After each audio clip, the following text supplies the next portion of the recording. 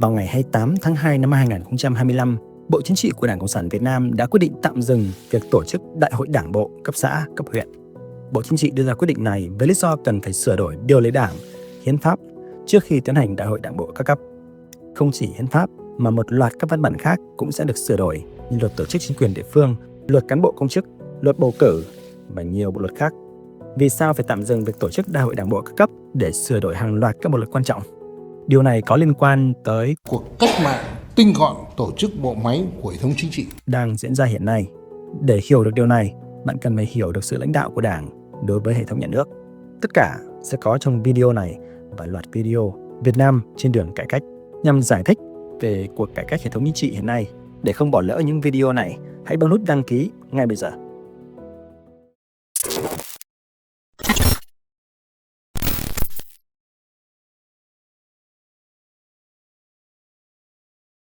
Ở nước ta, có một khẩu hiệu chính trị mà bạn vô cùng quen thuộc.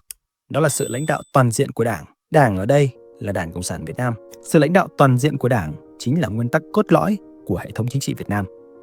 Và để lãnh đạo toàn diện đất nước thì Đảng phải lãnh đạo toàn bộ cơ quan nhà nước. Và để lãnh đạo toàn bộ các cơ quan nhà nước, Đảng phải thành lập các tổ chức của mình trong tất cả các cơ quan nhà nước, kể cả trường học, bệnh viện.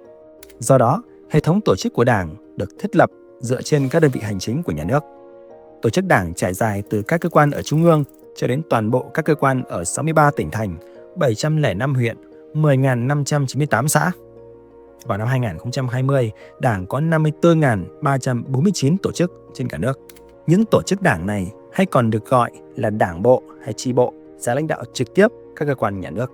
Nói cách khác, nếu bạn muốn lãnh đạo một cơ quan nhà nước, bạn bắt buộc phải là thành viên của đảng bộ tại cơ quan đó.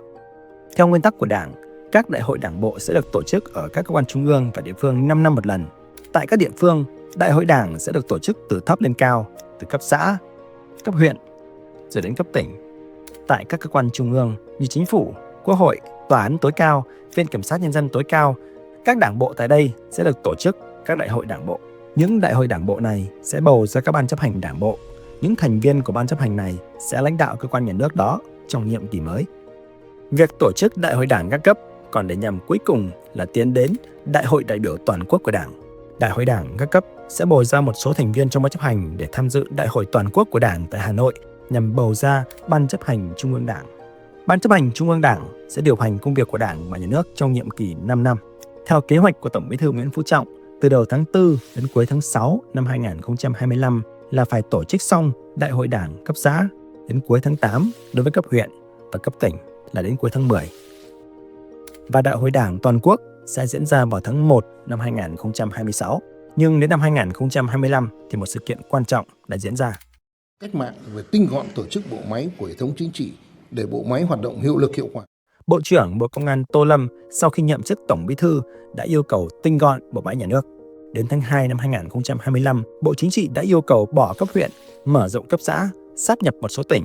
Do vậy, các đơn vị hành chính của Việt Nam sẽ thay đổi, kéo theo hệ thống tổ chức Đảng cũng phải thay đổi theo. Vì vậy, Đảng sẽ không thể tổ chức Đại hội Đảng bộ cấp xã khi chưa xác định xong các đơn vị hành chính cấp xã. Còn cấp huyện thì sẽ không tổ chức Đại hội Đảng do chính quyền cấp huyện sẽ bị xóa bỏ. Thiết kế các đơn vị hành chính là công việc phức tạp, nhưng vì sao Đảng và Nhà nước lại thực hiện một cách gấp rút như vậy? Đó là vì vào tháng 5 năm 2026, kỳ bầu cử Đại hội Quốc hội và Hội đồng Nhân dân các cấp phải diễn ra để cơ quan nhà nước bắt đầu một nhiệm kỳ mới. Nhưng trước khi bầu cử thì phải tiến hành xong Đại hội Đảng các cấp trên cả nước. Vì sao lại cần thực hiện việc này trước khi bầu cử? Điều này xuất phát từ nguyên tắc sự lãnh đạo toàn diện của Đảng. Như đã nêu trong video này, Đại hội Đảng bộ các cấp sẽ bầu ra các ban chấp hành để lãnh đạo các cơ quan nhà nước ở các cấp tương ứng. Nhưng việc bầu ra ban chấp hành Đảng bộ chỉ diễn ra trong nội bộ Đảng. Vậy làm sao để chính danh hóa sự lãnh đạo của Đảng đối với các cơ quan nhà nước mang tính chất dân cử như Hội đồng Nhân dân, Quốc hội? Đó là nhờ vào việc bầu cử. Các thành viên ban chấp hành Đảng bộ ở các cấp sẽ được đặt vào các danh sách bầu cử Hội đồng Nhân dân các cấp và Quốc hội. Sau khi bầu cử xong, tại địa phương, các hội đồng nhân dân sẽ chọn ra người giữ chức Chủ tịch Ủy ban Nhân dân. Quốc hội sẽ bầu ra Thủ tướng và các chức danh lãnh đạo nhà nước khác. Đó chính là cách Đảng dùng bầu cử để chính danh hóa sự lãnh đạo của mình đối với hệ thống nhà nước. Tức là không chỉ Đảng cử mà chính người dân đã gián tiếp bầu ra các chức danh này. Vì vậy, trong cuộc cải cách hệ thống chính trị hiện nay, nhà nước đang đứng trước một thách thức lớn. Một mặt, nhà nước cần phải sắp xếp xong các đơn vị hành chính trong năm nay. Nếu không thì sẽ phải đợi đến 5 năm nữa. Điều này là vì kỳ bầu cử 2026 phải diễn ra. Việc thiết lập các đơn vị bầu cử cũng sẽ dựa vào các đơn vị hành chính. Nếu không sắp xếp xong các đơn vị hành chính mới thì kỳ bầu cử sẽ dựa trên các đơn vị hành chính cũ. Mặt khác, nhà nước cũng cần phải đảm bảo sự lãnh đạo toàn diện của Đảng đối với hệ thống nhà nước. Cho nên, việc tổ chức đại hội Đảng các cấp cũng phải xong trong năm 2025 thì mới có thể xác định sẽ đưa ai ra ứng cử. Nhưng việc sắp xếp các đơn vị hành chính không chỉ đơn giản là bỏ nơi này, mở rộng chỗ kia.